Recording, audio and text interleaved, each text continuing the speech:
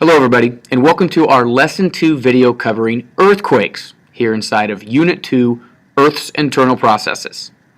The topics that we're going to cover in this video today include the definition of an earthquake, along with a little bit about the distribution and depth of earthquakes. We're then going to look at the causes of earthquakes. So we're going to talk about the type of stress, the type of energy that's generated, the type of energy that's released, and how these certain waves actually shake the earth and shake the ground that we actually live upon and build upon. Next, we're going to go ahead and get into the measurement of earthquakes and also how we assess damage. Okay? So those are the three major topics. Lots of information included in each one of those topics. So make sure you pay close attention to what we're about ready to get into.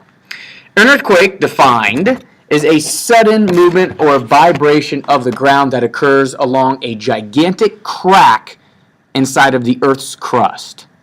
That crack could be a fault line, which is an actual crack inside of one of the plates of the crust. It could also be one of the boundaries where the plates interact with each other.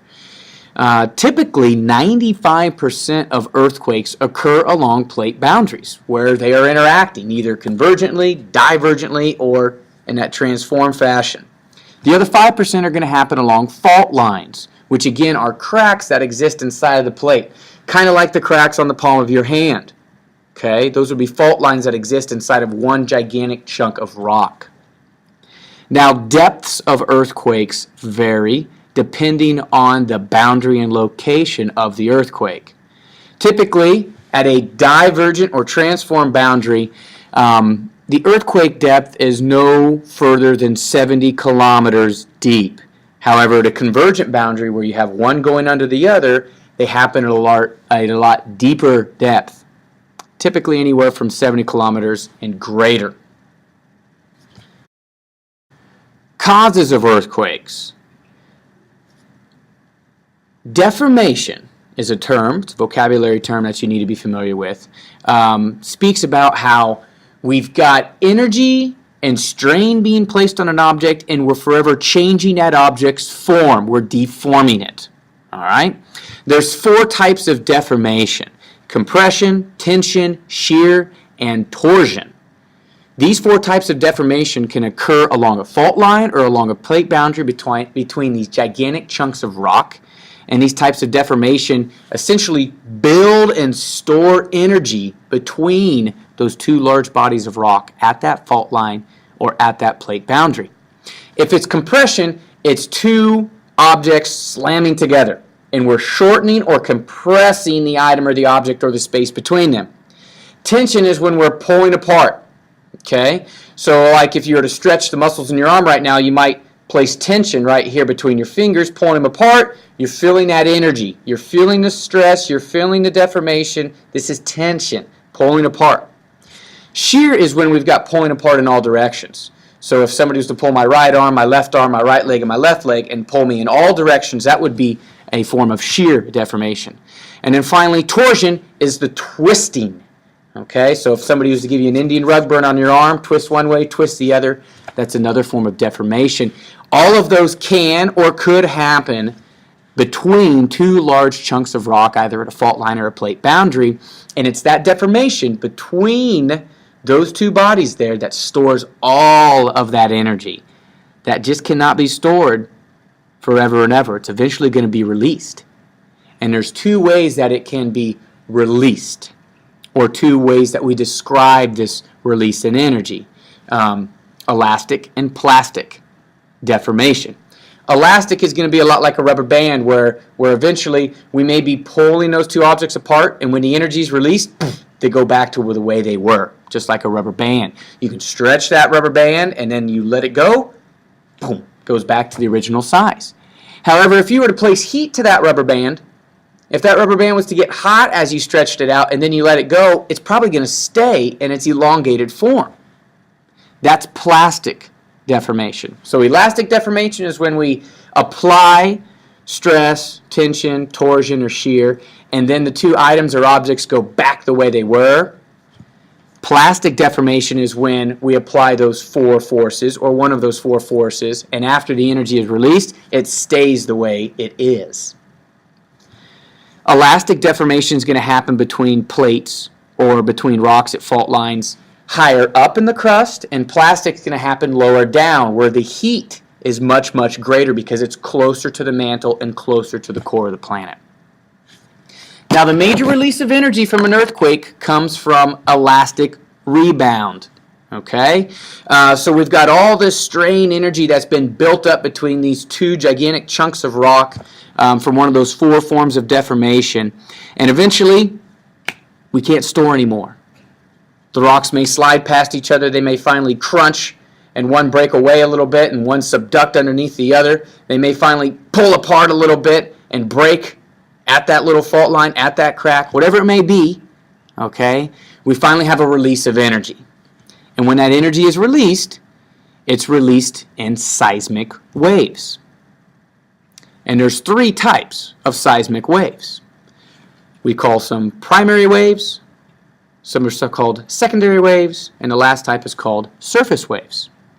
These waves radiate out from that point of energy release, just like ripples in a pond when you toss a rock into it.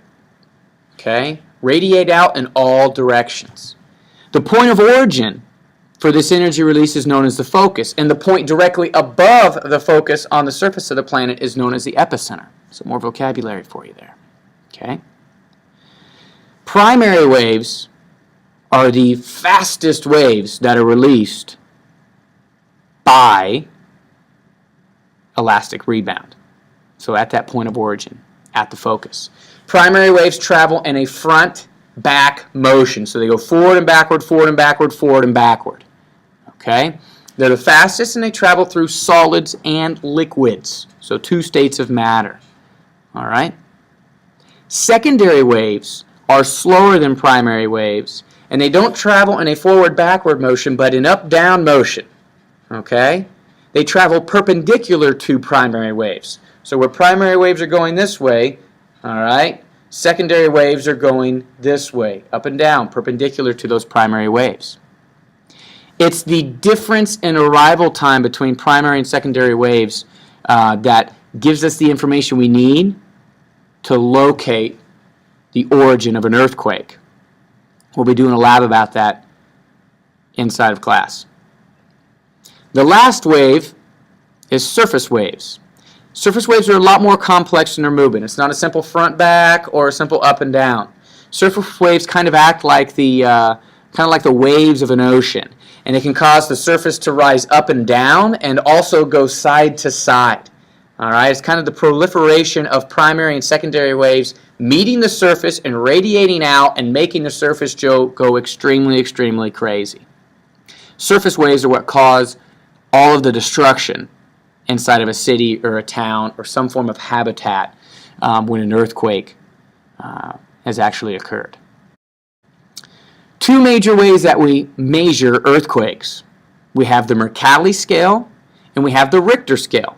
The Richter scale is probably what you're more familiar with, and it measures the magnitude of an earthquake, or just how large those seismic waves are that are being released from the focus.